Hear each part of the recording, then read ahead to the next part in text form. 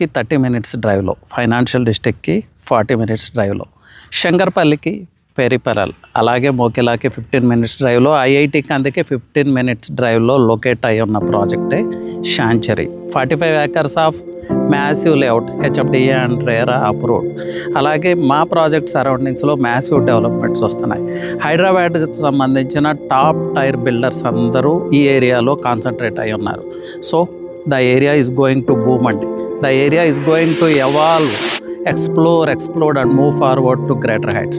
So big brands are existing here, big brands have land bank here. So big brands తో పాటు మీరు కూడా invest చేస్తే మీ investment ఎలా గ్రో అవుతుందో మీరే ఆలోచించండి.